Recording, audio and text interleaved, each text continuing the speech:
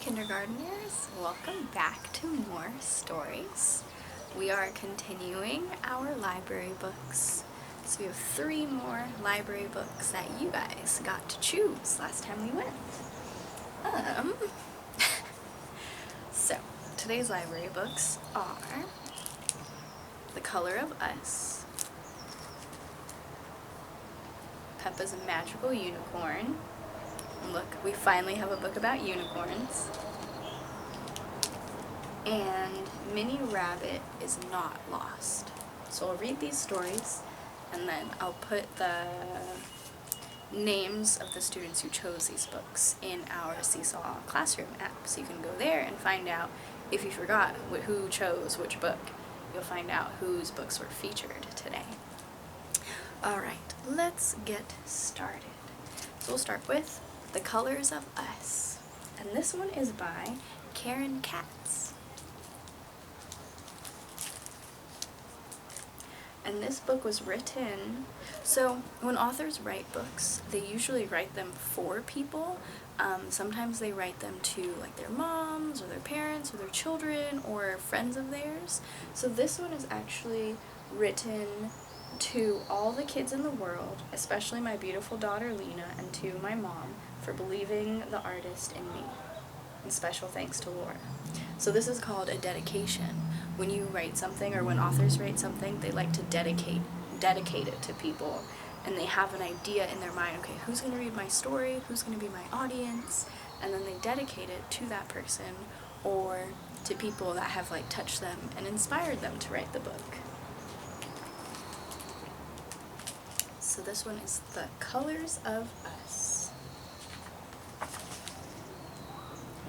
My name is Lena and I am 7. I'm the color of cinnamon. Mom says she could eat me up. My mom is the color of French toast. She's an artist. Mom's teaching me how to mix colors. She says that if I mix red, yellow, black, and white paints in the right way, in the right combination, I will have the right brown for a picture of me. The right brown? But Mom, brown is brown, I say. That's not so, Mom says. There are lots of different shades of brown. Let's take a walk. You'll see. We go to the playground where we see my friend Sonia. Sonia is a light yellow-brown, says Mom. Just like creamy peanut butter, I say. My favorite. Isabella is chocolate brown, like the cupcakes we had for her birthday. Lucy has skin that's peachy and tan. My best friend Jogn lives close to the playground. Jogn is the color of honey. 2 streets over, we meet my cousin Kyle. His skin is a reddish brown, like leaves in the fall. Carlos and Rosita have brought their new puppy to the park. Carlos is a light cocoa brown, and Rosita's skin looks like butterscotch. When we pass by the pizza parlor, Mom and I see Mr. Pellegrino flipping a pizza high in the air. He is the color of pizza crust, a golden brown. My babysitter Candy is like a beautiful jewel, bronze and amber. She looks like a princess.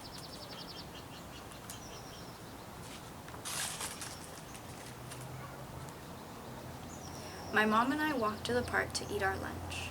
Look at everyone's legs. Mom, all the different shades. Look at everyone's legs, Mom, all the different shades. After lunch, we walk to Mom's favorite store, where Mr. Cashmere sells many different spices. He's the color of ginger and chili powder. Up the street is my Aunt Kathy's laundromat. Aunt Kathy is tawny tan, like coconuts and coffee toffee. Tawny tan. After our walk, my friends come over. We take our towels to the roof and lie in the sun. I think about everyone I saw today. Sonia, Isabella, Lucy, Jogn, and Kyle, Carlos, and Rosita, Mr. Pellegrino and Candy, Mr. Cashmere and Aunt Kathy, each one of them a beautiful color. My friends leave and I go downstairs. I am happy as I get out my paints, yellow, red, black, and white. I think about all the wonderful colors I will make, and I say their names out loud. Cinnamon, chocolate, and honey, coffee, toffee, and butterscotch. They sound so delicious. At last my pictures are done and I've painted everyone. Look, Mom, I say, the colors of us.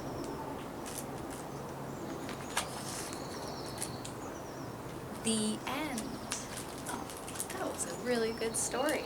I liked the way that they described the different colors of all the different people's skins. They didn't just use words like black, or yellow, or brown, or red, or pink, or purple. She used really good descriptions like butterscotch, creamy peanut butter.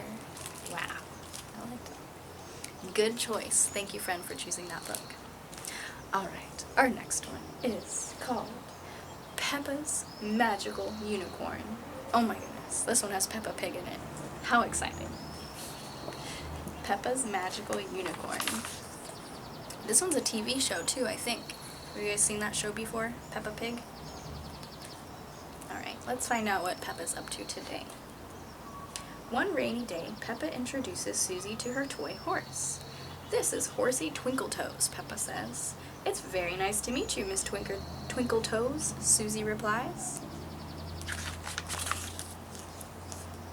Peppa gallops up to her room while riding Horsey Twinkletoes. Giddy up, Peppa shouts while Susie watches. Downstairs, Daddy Pig hears a lot of noise. He comes up to see what is going on. We're playing horses, Peppa explains. Daddy Pig sees that Peppa is playing horses. Susie is sitting quietly. Do you think it's Susie's turn to play, Peppa? asks Daddy Pig. Yes, Peppa replies. But Susie says she doesn't want to play horses. She wants to play unicorns. Well, Horsey Twinkletoes is a magic horse, says Peppa. She can be a unicorn whenever she feels like it. Susie is still disappointed. Unicorns have rainbow tails, says Susie. Horsey Twinkletoes does not have a rainbow tail. That gives Peppa an idea. They put colorful ribbons in Horsey Twinkletoes' tail. Look what they did. But Susie is still disappointed. I wish Horsey Twinkletoes was a real unicorn, says Susie. And I wish she was really, really, really sparkly, adds Peppa. Daddy Pig brings a tray of cookies and juice out to Peppa, Susie, and Horsey Twinkletoes. Who would like to hear a bedtime story, he asks. Please, can you read us a bedtime story about unicorns, Daddy? asks Peppa. Of course, Daddy Pig replies. Once upon a time, there was a unicorn that came to life.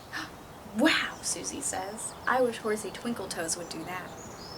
That gives Daddy Pig an idea. Why don't you build Horsey Twinkletoes a place to sleep in, he asks. Peppa and Susie are excited. They put together the coziest place for Horsey Twinkletoes to sleep. But it is so cozy, they fall asleep in it too. While Peppa and Susie sleep, Daddy Pig picks up Horsey Twinkletoes, tiptoes outside, and starts to paint. He paints some more, then glues, and glues some more. What's happening? What is Daddy Pig doing? It takes Daddy Pig all night, but finally he adds the final touch. A horn. Ta-da! Daddy Pig whispers. Then he returns Horsey Twinkletoes to Susie and Peppa. In the morning, Peppa and Susie wake up. Wow! They gasp loudly and hug each other. Horsey Twinkletoes has transformed into a magical unicorn. Peppa, Susie, George, Mummy, and Daddy Pig all sit down for a breakfast. Peppa tells her family all about Horsey Twinkletoes. How wonderful, says Mummy. It sounds like you and Susie have had the perfect sleepover. Yes, replies Peppa. But why is Daddy so sleepy? Daddy Pig can't answer. He is snoring.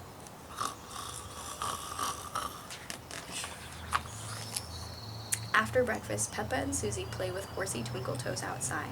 I love your magical unicorn, cheers Susie. Me too, says Peppa. Everyone loves magical unicorns, especially Daddy Pig. There he's snoring. Why is he so tired? Do you guys remember why he's so tired? And that was Peppa's magical unicorn. Good choice. Thank you to our friend who chose that book. Alright, last one we are reading is Minnie Rabbit is Not Lost. This one looks like it's going to have some beautiful pictures in it. I'm excited. Minnie Rabbit is not lost. This one is written by John Bond. I think he's the author and the illustrator. So that means he wrote all of the words and all of the pictures. Wow. Minnie Rabbit and Mother Rabbit are making a cake. This says, cake, cake, cake. Minnie Rabbit likes cake. Cake! Oh dear, it looks like they've run out of berries. No berries, no cake. No cake? No way. I'll find berries. I must have cake.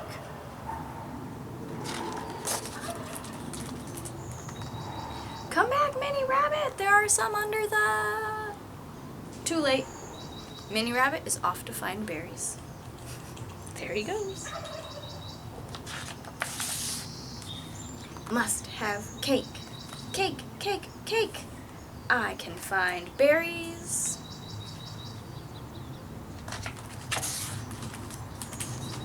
Looks like Minnie Rabbit might be going the wrong way. Hello, Minnie Rabbit. Where are you going? Do you need any help?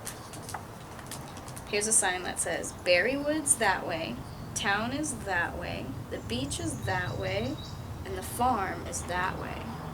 Uh-oh. The berries are this way. And which way is he going? No, thank you. Don't need help. Looking for berries, making a cake. Cake, cake, cake. Where could Minnie Rabbit be going now? I can find berries. Maybe this fellow can help Minnie Rabbit find back berries. Hello, Minnie Rabbit. It's pretty cold out here. Don't you need your coat?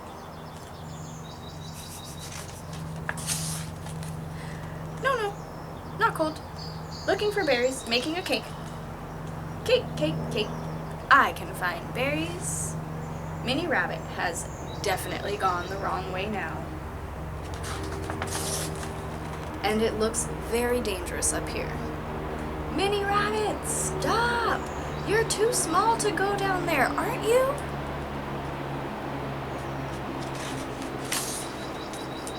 No, not too small. Looking for berries, making a cake, cake, cake. Looking for berries. Not sure this is a good place for Minnie Rabbit to find berries. You're a long way from home, Minnie Rabbit. You're not too lost, are you? No, not lost. Oh.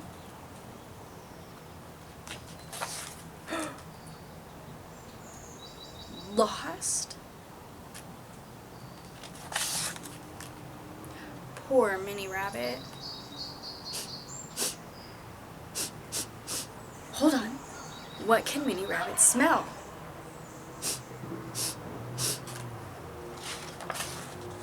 I smell cake! Cake! Look, I found a berry. Berry cake, berry cake, berry cake. I found a berry. And I'm going home. Mother Rabbit looks very pleased to see Minnie Rabbit. There you are. I found a berry. Well done, Minnie Rabbit. Now, would you like some cake? Ooh, there's this berry. No, thank you.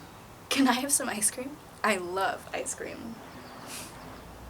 Oh my gosh, Mini Rabbit, he went on that huge adventure just to say he wanted ice cream.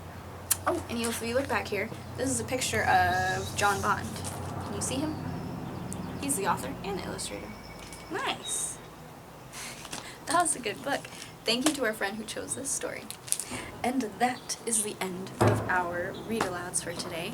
But thank you everyone for joining us. I had a lot of fun reading the books that you chose.